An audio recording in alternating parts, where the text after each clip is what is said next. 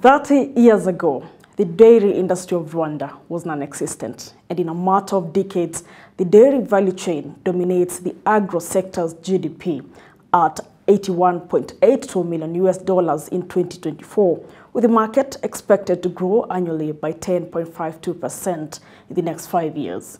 Founded on the vision of rejuvenating Rwanda's agri-economy while empowering and uplifting the farmers of the country, Inyange Industries began its journey in 1997. With its roots in the Rwanda's socio-economic development, the company has come a long way from processing and selling pasteurized milk and yogurt to launching a 650,000 liters per day capacity milk powder plant in the country. Stay tuned as we visit this modern facility with us on this episode of Doing Business in Rwanda. I'm your host, Flora Limuki.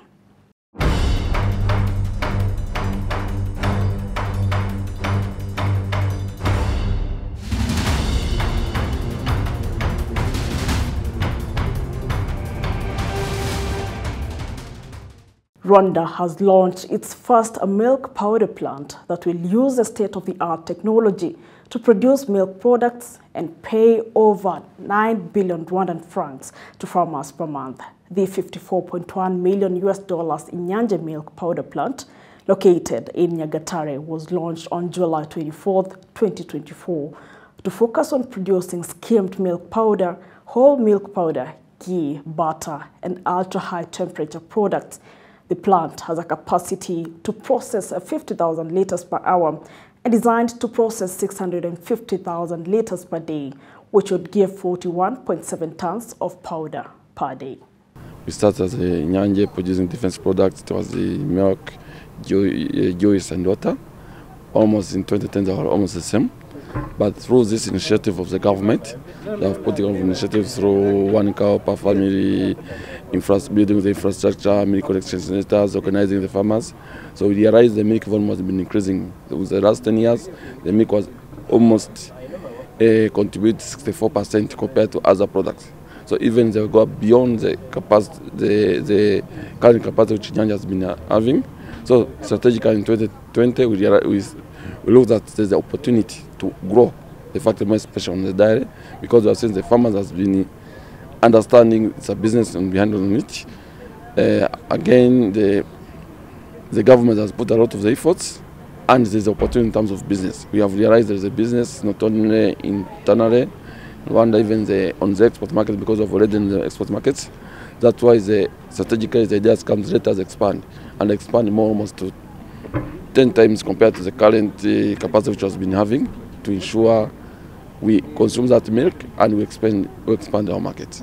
Being an export-oriented business, the plant also adds to the country's foreign exchange sources. Locally, the plant will support Rwandan manufacturers and consumers while globally catering to the rising demand for high-quality milk products in various regions. Globally, as of 2021, the largest producers of milk powder are New Zealand, China, and Argentina. We are in Kenya, we are in Burundi, we are in Congo, we are in South Sudan, we are Oman, on ghee. The opportunity is there. Yeah, that's why we said let's expand it and continue growing our markets in African countries, because there's opportunities, because there's been in Central Africa, we are in Gabon.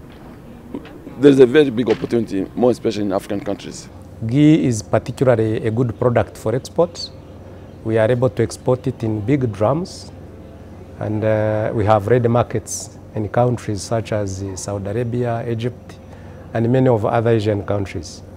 This is a product that is loved and preferred by many people who are looking for a substitute for cooking oil in terms of when they look at it from the health and nutritional perspective of it. The other product that we make that is long known under Inyange Industries is UHT milk. With our new line at Inyange milk powder plant, we are able to maximize our production capacity. Basically, it was put in as an expansion arm for the existing line at Inyange Industries Massacre. And with that, we are able to put the product on the local market, but also sustain the markets for our farmers. In the last few years, there has been challenges in the agriculture sector due to climate change, which sometimes affect the supply of dairy products in Rwanda. Climate change is exerting pressures on food and water availability throughout Africa, consequently impacting animal productivity, particularly milk output from cows. This project is poised to transform the dairy sector's value chain into a more environmentally sustainable subsector through incorporation of technology. When looking, let's say, the last 10 years, there was a decrease almost to 80%, but year to year, there's another increase during the dry season, almost to 40%, 30%, depending on the areas. As I've said, like the Eastern Province, because people, that's why they have started going to the zero grazing, the decrease was high compared to other regions. But there's some region, let's say Gichumbi, go to the short area where the area is always not dry, the milk volume is growing. The most important is not even looking on the dry season because we have rain for 8 months. The most important is to train the farmers to ensure that they capture all the rainwater and make sure that they will use in only the farmers which has been, that's the farmers which are struggling. But if they can manage to capture all the rainwater, they can manage to cater the remaining farmers. Another thing is there's a lot of initiative from the government.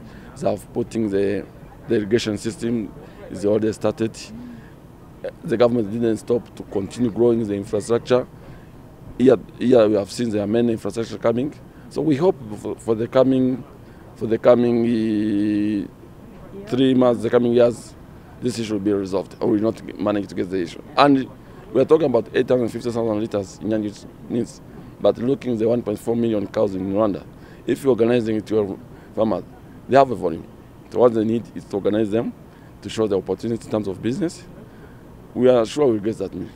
The new milk plant has signed supply contracts with livestock farmers who have since April to June received 1.3 billion Rwandan francs in payments and also get financial boost from partner banks such as the Bank of Kigali, I&M Bank and NCBA Bank.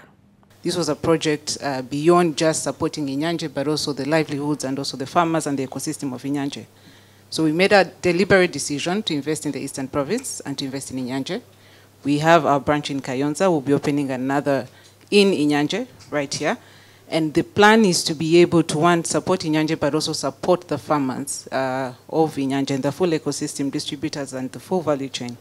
So this was a really strategic project for the bank, but importantly also a project to support Rwanda and put ourselves up on the art of state, given the plan that they were trying to do in Rwanda. So really for the bank, it's a strategic project, but importantly, we want to put our roots in Rwanda and to also cement our relationships with very strong strategic partners like Inyange. Inyange Industries has developed strong collaborations across the food value chain in Rwanda, significantly enhancing the milk sector. This collaboration has led to an increase in milk production from 3,000 liters per day in 2009 to 200,000 liters per day by 2020 and supporting the local communities. Rwanda has also emerged as on the strategic partnerships within the East African community. The completion of this milk powder plant is a symbol of government's commitment to scaling up the creation of job opportunities, improving the livelihood of our people, increasing food security, and promoting industrial growth. We are sure that this new milk powder plant will increase milk processing capabilities, meet local demand, and boosting export potential. And I want once again to thank you for your commitment and partnership. This inauguration of the milk powder plant is not just a milestone for Inyange Industries, but also a significant development for Rwanda's food processing sector. The milk powder plant stands out for its advanced technology, being the first plant in Africa and the 7th globally to utilize such sophisticated systems. This innovation will not only ensure high efficiency, but also the safety and quality of milk products. Inyange Industries has bolstered Rwanda's prestige by establishing a strong presence in the international market. I've been your host, Flora Limuki. Until next time, goodbye for now.